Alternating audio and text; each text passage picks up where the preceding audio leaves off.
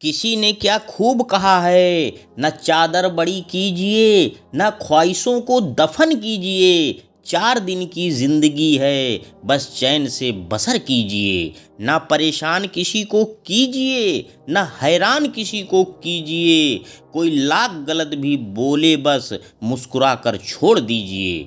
ना रूठा किसी से कीजिए, न झूठा वादा किसी से कीजिए। कुछ फुर्सत के पल निकालिए, कभी खुद से भी मिला कीजिए। जी हाँ दोस्तों, मैं लेकर आया हूँ एक ज़बरदस्त मोटिवेशनल स्टोरी जो हमें जीवन की सच्चाई बताएगी। तो आइए ध्यानपूर्वक सुनिएगा।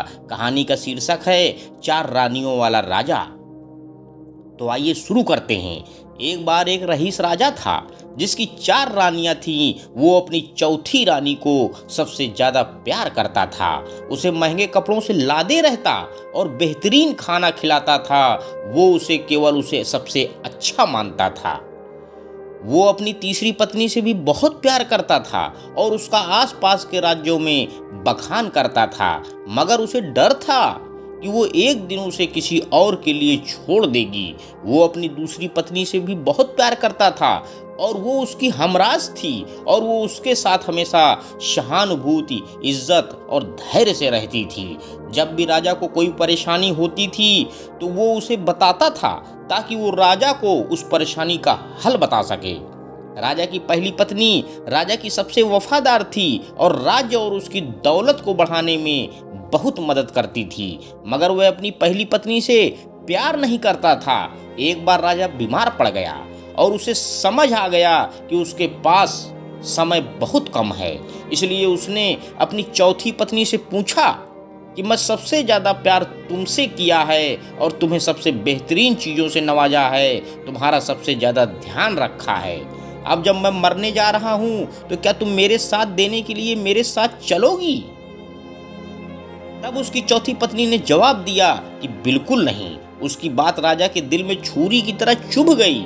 अब दुखी राजा ने अपने तीसरे पत्नी से पूछा कि मैंने सारी जिंदगी तुमसे प्यार किया है, अब मैं जा रहा हूँ, क्या तुम मेरे साथ चलोगी? नहीं, ऐसा तीसरी पत्नी ने जवाब दिया।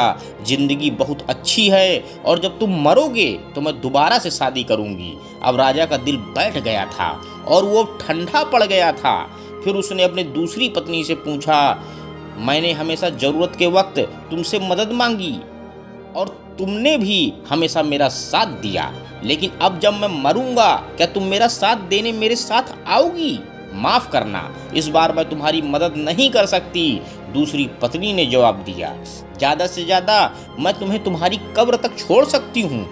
उसका जवाब बिजली की तरह राजा को लगा और वो बेहद दुखी हो गया। तभी एक आवाज़ आई, मैं आपके साथ चलूंगी और जहां आप जाएंगे वहां आपके साथ चलूंगी। राजा ने अपनी नज़र घुमाई तो उसकी पहली पत्नी खड़ी थी। वो बेहद कमज़ोर थी क्योंकि वो खाती नहीं थी, क्योंकि राजा उस पर ध्यान नहीं देता था। दुख से भरकर राजा ने कहा, जब मेरे पास मौका था तब मुझे तुम्हारा बेहतर ध्यान रखना चाहिए था। दोस्तों, इस छोटी सी कहानी से हमें सीखने को क्या मिलता है कि हमारी चौथी पत्नी हमारा शरीर है। हम चाहें इसे सजाने धजाने में कितना भी दिन लगाएं, मृत्यु के समय ये हमें छोड़ जाएगा। हमारी तीसरी पत्नी हमारी संपत्ति, दर्जा और दौलत है। जब हम मरते हैं ये औरों को मिल जाती है। हमारी दूसरी पत्नी हमारा परिवार, हमारे रिश्तेदार, हमारे मोहल्ले वाले हैं। चाहे वो कितना भी हमारा साथ क्यों न दें, ज़्यादा से ज़्यादा वो हमारे साथ शमशान तक ही जाएंगे और उसके आगे नहीं जाएंगे। हमारी पहली पत्नी हमारी आत्मा है जो अक्सर दौलत, ताकत और अहंकार के आगे हम उस पर ध्यान नहीं देते हैं, मगर हमारी आत्मा ही एक ऐसी है जो जहां हम जाएंगे वो वहां तक जाएगी। इसलिए उसे उपजाएं, ताकतवर बनाएं और इसका आज से ही ध्यान रखें। यही दुनिया में आपका सबसे बड़ा तोहफा है। अंत में दोस्तों, बस मैं यही कहना चाहता हूँ कि प्रेम आत्मा से होता है, शरीर से नहीं। जो शरीर से हो वह केवल आकर्षण मात्र होता है, जो आत्मा से होता है वही शाश्वत प्रेम है। खुद में ज़्यादा मगरूर मसरूफ न रहा करिए। एक दिन यह सुनहरा वक्त भी ढल जाएगा। जिंदगी के सफ़र में एक वो दौर भी आएगा जब जिस्म खाक होगा और आत्मा चेहरा बदल जाएगा।